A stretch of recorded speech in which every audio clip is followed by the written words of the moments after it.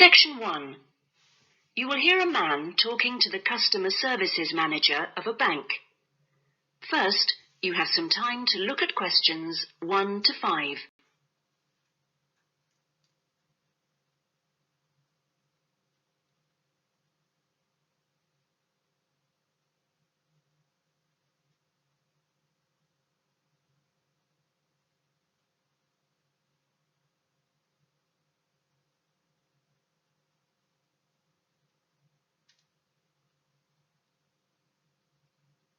You will see that there is an example that has been done for you.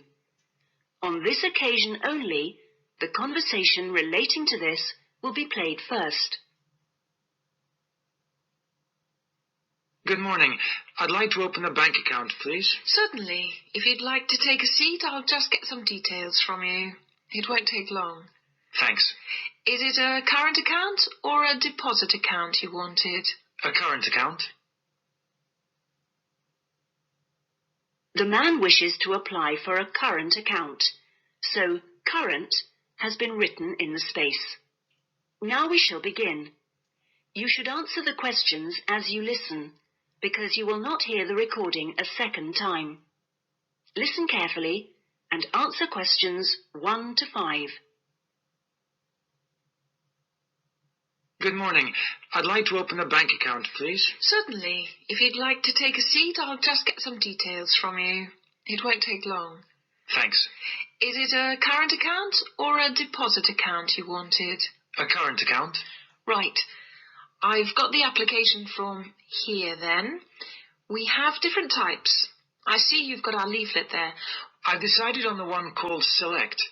Right, that's fine. So, first of all, can I have your full name, please? Yes, it's Peter Hennis. That's P-I-E-T-E-R. Is it H-E-N-N-E-S? Only one N, actually. It's a less common spelling of the name. Oh, right. Okay. And what's your date of birth, please? The 27th of the 1st, 1973. Right. And will this be a joint account? No, just myself. Okay, fine. And where are you living, Mr. Hennies? 15 Riverside. Is that all one word? Yes. Exeter? Yes. How long have you been at your present address? Is it more than 2 years? Just 2 weeks, actually. I only arrived in the country a month ago. I'm from Holland. Oh, that's fine. But we normally ask for a previous address in that case. Oh, yes. Well, it's Rielsdorf 2. That's R-I-E-L-S-D-O-R-F 2, Utrecht. Holland.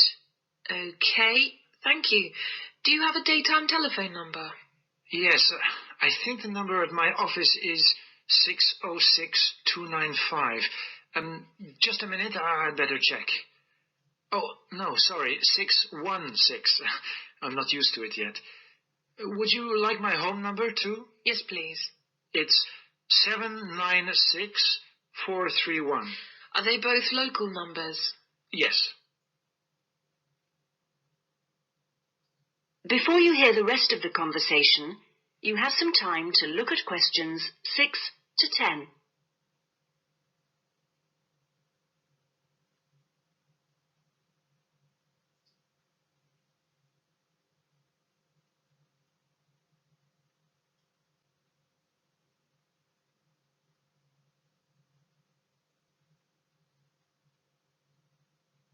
Now listen and answer questions 6 to 10.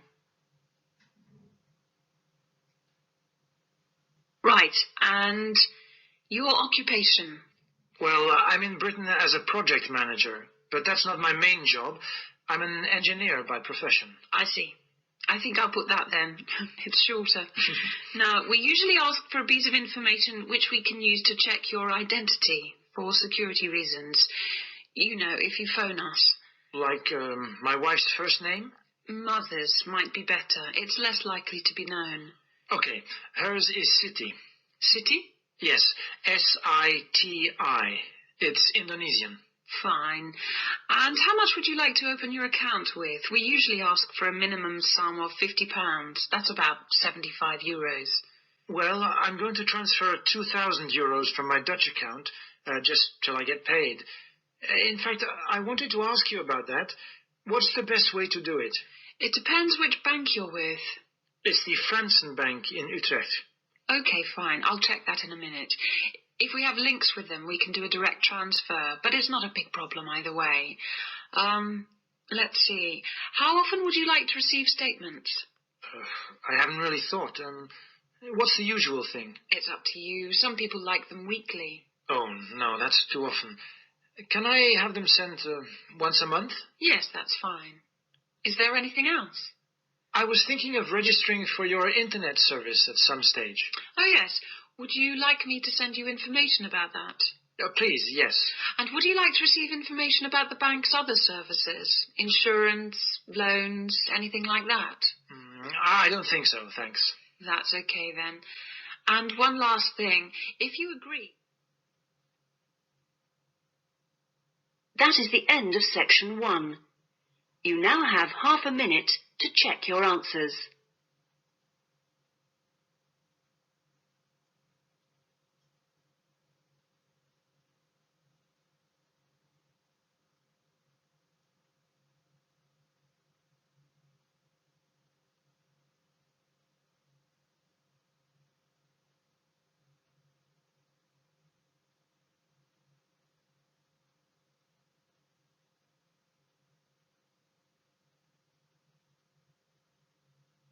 Now turn to section 2.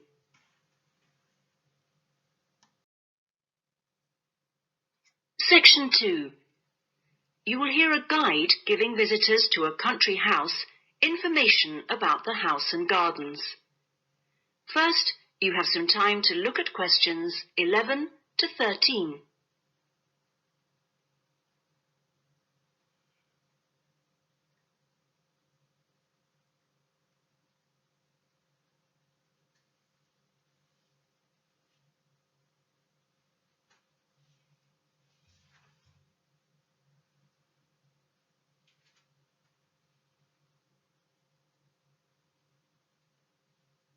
Now listen carefully and answer questions 11 to 13. Welcome, everybody, to the lovely house and gardens of Rosewood, once the home of the famous writer Sebastian George. He bought the house in 1902, although he had first seen it 2 years earlier. At that time, the owners let it out to a tenant because George was too slow making up his mind to buy it. When it came back on the market, there was no hesitation, and he bought it immediately for £9,300, even though the house had no bathroom, no running water upstairs, and no electricity. When he came here, he'd been married for 10 years. During that time, he'd become one of the most famous writers in the English-speaking world. His professional success was enormous, but his personal life wasn't as successful. He was no longer on speaking terms with his brother and had been devastated by the death at the age of 7 of his elder daughter, Josephine. Moving to Rosewood allowed the family to start a new life. George regarded Rosewood as a pure example of a traditional country house of this part of England and did some of his most successful writing here. The house and its grounds became the family haven and their escape to privacy and quiet. The walls and the mullioned windows were built of the local sandstone.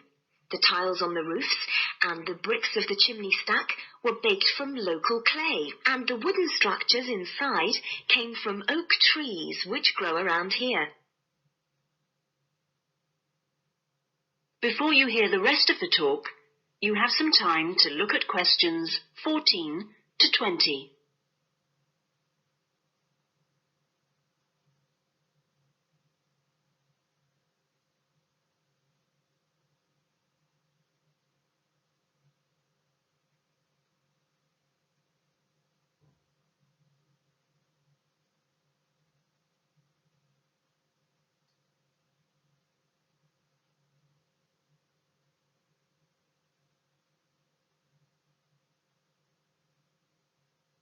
Now listen and answer questions 14 to 20. Now, please look at the map I've given you of the house and gardens. We're here at the information centre. Follow the path marked with the arrow, and the first area you come to is the orchard on your left. As you go further down the path, there's the kitchen garden on the right. And as you go round the first sharp corner, you will find to your left an area where different types of pear tree have been planted, as well as some lovely flowers. And this is known as Pear Alley, designed by George himself. Next to this is the greenhouse, where some exotic plants and fruits are grown.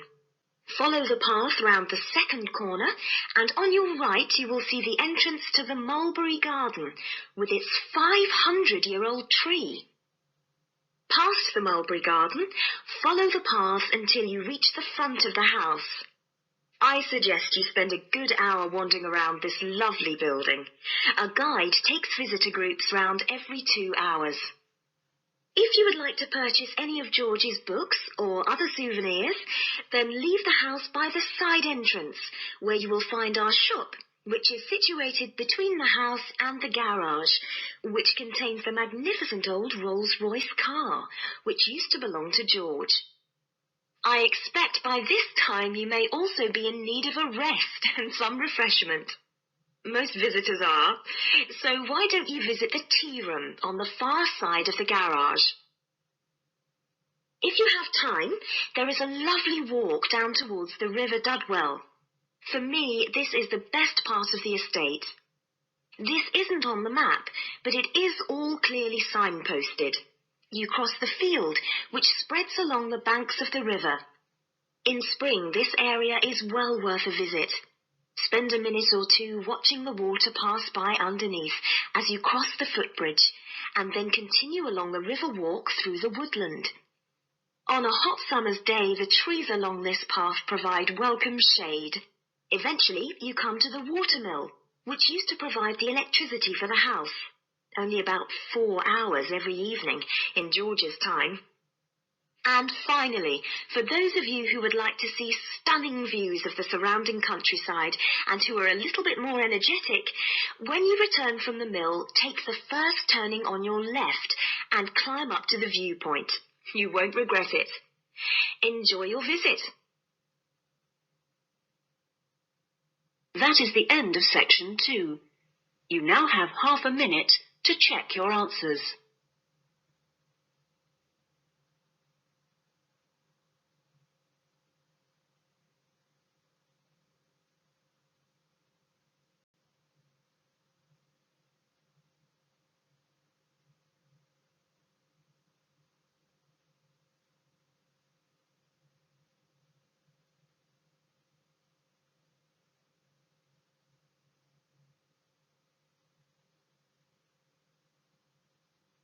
Now turn to section 3.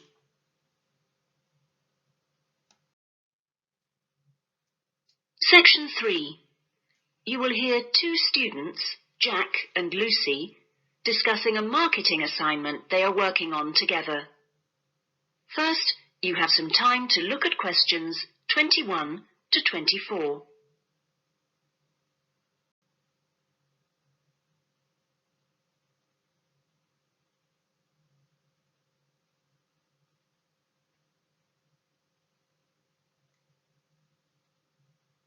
Now listen carefully and answer questions 21 to 24. Lucy, we really need to get working on this marketing assignment.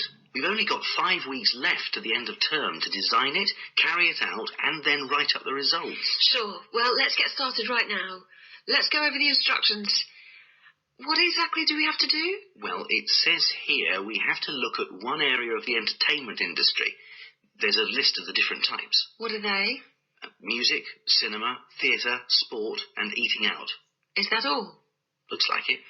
So we choose one branch of the industry, and then we look at how 2 different groups of people use it. Is that right? Yes. And do we have to use any particular method to get our data? Can we mail out a questionnaire or do face-to-face interviews, or maybe even observations? Well, actually, it looks like we don't have a choice. We have to do telephone interviews. Okay, so at least we don't have to waste time deciding between the different methods. Yeah, that's right. Oh, and the other requirement is the number of interviewees. Not too many, I hope. 10? 20? Well, we have to do 2 groups, remember, and it looks like we have to interview 15 for each group. That's 30 altogether, then. It's going to take ages. Yes, but remember, we're working on this together, so we'll only have to do 15 each. Okay, so those are all the requirements? Yes, looks like it. So, first, which area are we going to choose? My preference would be cinema, since that's where I spend most of my money. I don't think that's such a good idea. I don't think there are huge differences in the market there. I mean, you get young and old, male and female, rich and poor, all going to the same movies. Yeah, maybe you're right. Let's make it music, then. Right. So, what 2 groups will we compare and contrast? Male and female? No. Most of my female friends like the same music as me. Different age groups will be much more likely to show up differences, I think. Before you hear the rest of the discussion, you have some time to look at questions 25 to 30.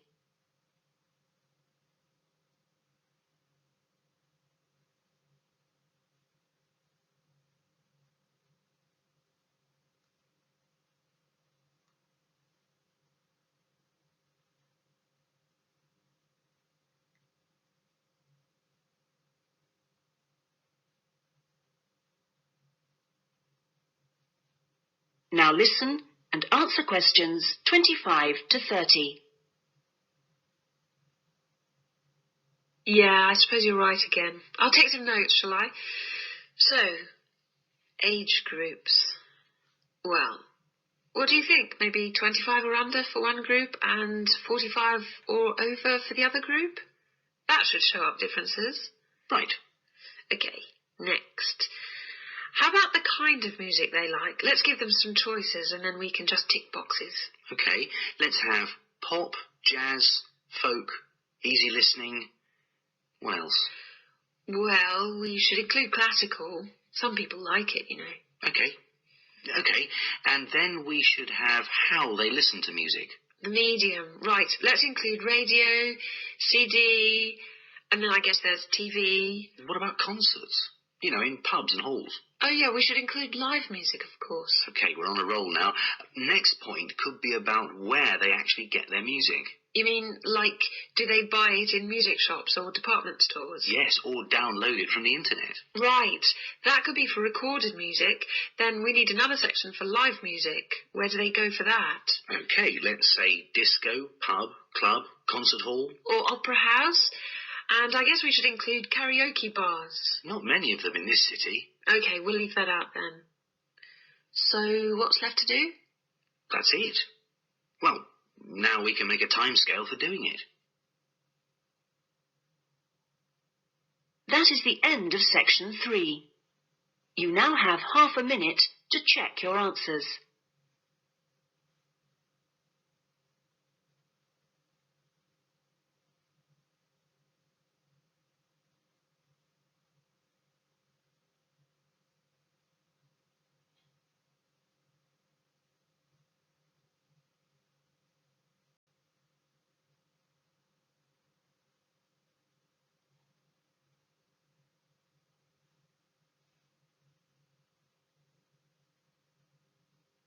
Now turn to section 4.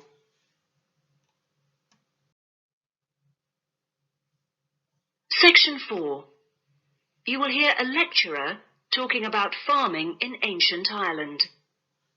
First, you have some time to look at questions 31 to 40.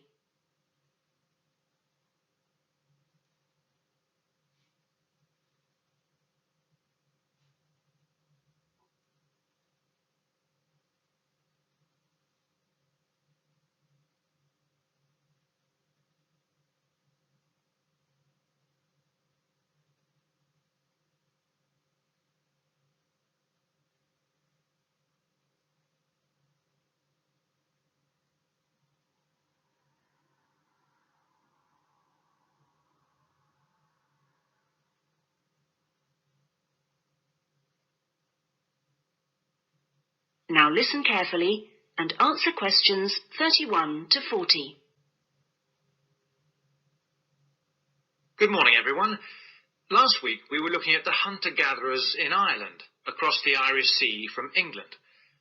Today we're going to move on to the period between 4,000 and 6,000 years ago, known as the Neolithic Period, which is when a total farming economy was introduced in Ireland. Now, there are several hypotheses about the origins of the first Neolithic settlers in Ireland, but most of these contain problems. For instance, there are considerable archaeological difficulties about the theory that they came from England. The evidence doesn't really add up.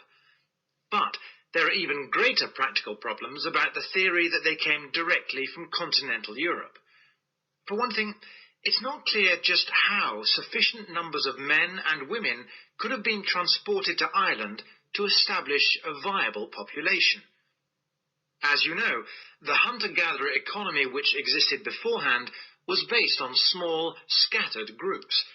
The farming economy would almost certainly have required much larger communities to do all the work needed to plant and tend sufficient crops to sustain them through the year. The early farmers kept various animals, including cattle and sheep.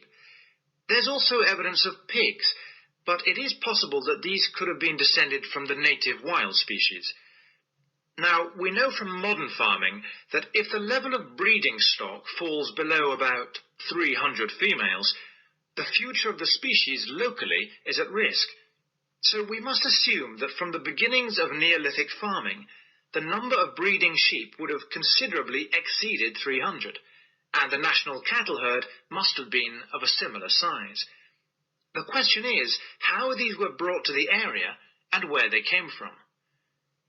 It's usually suggested that the Neolithic settlers used skin-covered boats to transport livestock, but this method would have severely restricted the range of the colonizing fleets. The sheer volume of animal transport necessary means it's unlikely that this livestock could have been brought from anywhere further than England. What about crops? Well, two main cereal crops were introduced to Ireland during this time, wheat and barley, both in several varieties. The main evidence for their presence consists of impressions on pottery, where a cereal grain accidentally became embedded in the surface of a pot before it was fired. The grain itself was destroyed by the firing, but it left an impression on the pot which could be studied and identified by botanists.